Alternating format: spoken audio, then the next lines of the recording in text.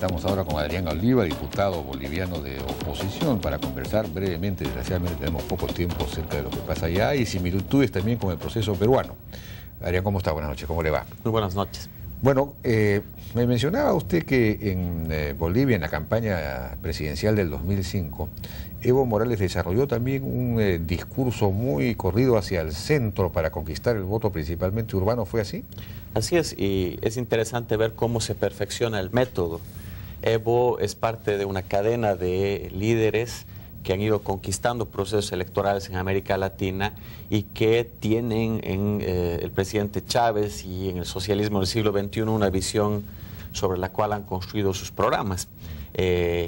Los bolivianos en su momento asumíamos que Evo iba a diferenciarse de Chávez en la forma de hacer política porque los bolivianos somos diferentes a los venezolanos, pero está muy claro que el modelo es el mismo, que en los dos países hubo una asamblea constituyente, que en los dos países se ha reformado el Estado, se ha ampliado mucho más el aparato burocrático y en definitiva se ha afectado a la iniciativa privada y las inversiones. Eso no lo puede entender un país que tiene problemas económicos, pero un país que está en la lógica del desarrollo es muy difícil comprenderlo. Sin embargo, con seguridad que las propuestas apuntan a esa línea. Ajá, o sea, yo no recordaba que Evo Morales hubiese desarrollado un discurso tan digamos, apuntando al centro, ¿no? Hay varios datos que son interesantes. El nivel de conflictividad y de violencia verbal del gobierno disminuye en los momentos electorales. Claro. Y cuando nuevamente asume un periodo de gestión, cambia su lógica, y eso es algo muy fácil de demostrar, ¿no? Bueno, pero ahora pareciera estar sufriendo una suerte de boomerang, ¿no? Hay una huelga convocada por la COP, la Confederación Obrera Boliviana, de larga historia, que ya lleva 11 días, ¿no? Es una suerte de huelga general. ¿Cómo está la situación? En este momento sí, pero además hay un antecedente. El presidente Morales en diciembre promulgó un decreto que prácticamente duplicaba el precio de los carburantes. Sí. Y acusaba a los gobiernos anteriores que tenían otro precio, obviamente mucho menor, de ser gobiernos neoliberales. Sin embargo, esta medida como que desnudó los verdaderos problemas del gobierno en términos fiscales y demostró que este gobierno había hecho muchas promesas que no estaban siendo atendidas, que no estaban siendo cumplidas, y por tanto la huelga de los maestros, la huelga de la Central Obrera en Bolivia hoy expresa un descontento muy generalizado. Pero además Evo llegó al gobierno proponiendo que él iba a traer paz social al país. Le decía a los empresarios, a los sectores más conservadores de Bolivia, que él era el que iba a conciliar o reconciliar al país. Bueno, sin embargo, han pasado 5 años y los conflictos siguen, ¿no? Eso suena parecido a lo que estamos escuchando acá también, en el sentido de que con una intervención mayor del Estado habría menos conflictos. Pero, bueno, pero él dio este famoso gasolinazo, en fin, este incremento de los combustibles, un incremento del precio al doble, ¿no? O más que el doble, más del doble, al doble. Pero tuvo que dar marcha atrás precisamente por la movilización de los sectores, en fin, populares, etcétera, ¿no? Es decir, el aumento duró pocos días, o pocas horas, pocos días, ¿no? Sin embargo, de todos modos, llegó a tener un efecto en la inflación, porque, aunque fuese psicológico, el hecho es que ahora se ha quedado sin soga ni cabra, porque no ha podido realizar el ajuste fiscal de modo tal que el subsidio sigue aumentando, digamos, el hueco fiscal se sigue agrandando, y por otro lado, lo que le están demandando es un incremento salarial que no puede atender, me imagino, está en una trampa. Pero además aquí hay una lección que debemos aprender todos. No hay un modelo alternativo que supere los defectos de una economía de mercado. Claro. Eso es lo que ofreció Evo.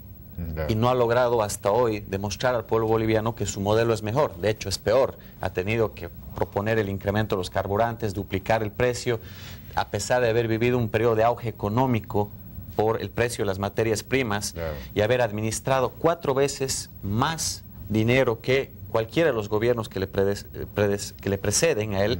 No ha logrado que este supuesto modelo económico que él representa genere resultados para la gente. Y aquí viene la lección. No hay inclusión si no hay desarrollo. No podemos distribuir la pobreza Y el gobierno de Evo Morales lo que está haciendo es tratar de distribuir la pobreza, porque Bolivia hoy es un país que ha desincentivado la inversión privada, que no tiene seguridad jurídica, que no tiene condiciones básicas para poder desarrollar sus sectores económicos, y aquellos que están en franco proceso de desarrollo son intervenidos por el Estado. Voy a dar un ejemplo. El 1 de mayo se recuerda el Día del Trabajador en mi país. El 1 de mayo el sector minero, que hoy está viviendo un proceso muy importante de desarrollo, va a ser afectado, y 4 empresas privadas van a sufrir la reversión de sus contratos, porque el gobierno necesita dar señales políticas para reconciliarse. Sí, van a nacionalizar 4 empresas. Sí, va a revertir concesiones de 4 empresas. Entonces, ¿y van a ser asumidas qué, por el Estado? Van a ser asumidas por el Estado, y con seguridad van a intentar negociar con el sector minero, el sector obrero, estas concesiones, para que sean los trabajadores los que se hagan cargo de estas empresas. Bueno, eso ya conocemos el resultado que puede ocurrir ahí, ¿no? Pero, bueno, la cosa es complicada, entonces, muy complicada. Sin embargo, a raíz de digamos, de los nuevos contratos que firmó con las empresas, sobre todo de gas, y con los precios que consiguió en los mercados brasilero y argentino, consiguió mucho más recursos, ¿no? Claro, a costa de que ya no hubiese más inversiones y de que las reservas de gas se fuesen reduciendo, ¿no es cierto? Entonces eso es lo que ha pasado. Digamos, consiguió más recursos, pudo hacer más gasto social. La gente, me imagino que habrá estado algo contenta, de todos modos. Estuvo contenta porque vivimos un periodo de bonanza económica, pero el periodo duró muy poco. El gobierno del presidente Morales programó en los últimos 5 años 61.000 millones de dólares en los presupuestos generales del Estado. Este es el dinero que se ha invertido en el país en los 20 años que preceden al gobierno del presidente Morales. Por eso decía que él ha tenido 4 veces más presupuesto que cualquiera de los presidentes que estaban antes que él.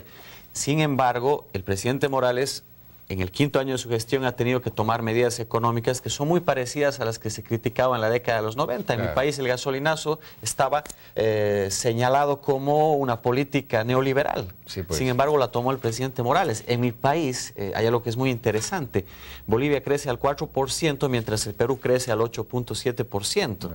En Bolivia la pobreza no se ha reducido de manera tan significativa como en el Perú en los últimos 5 años, y en definitiva en Bolivia no tenemos señalado el camino del desarrollo. Por tanto, estamos redistribuyendo la pobreza. Sí, y yo creo que el debate en el Perú, en las elecciones futuras, está centrado en eso. En definitiva, ¿quiénes van a garantizar que el modelo económico que hoy impera en el país, que genera resultados y que debe distribuir riqueza, siga adelante, o quiénes van a cambiar el modelo con la garantía que lo único que van a lograr es distribuir la pobreza? Y creo que el resultado lo pueden observar en países como el mío, pueden ver lo que está pasando en Venezuela, o ver también lo que ha pasado además en el pasado, Venezuela, en el propio pasado del Perú, ¿no? Venezuela es patético, hace 3 años que no crece, incluso decrece, teniendo digamos, una cantidad unas exportaciones de petróleo increíblemente altas, ¿no?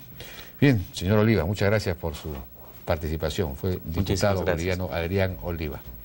Vamos a una pausa, regresamos ahora con José Álvarez Alonso, investigador del Instituto de Investigación de la Amazonía Peruana, que tiene informaciones muy interesantes acerca de lo que está ocurriendo en la Amazonía respecto de temas como el cambio climático, el narcotráfico, etcétera.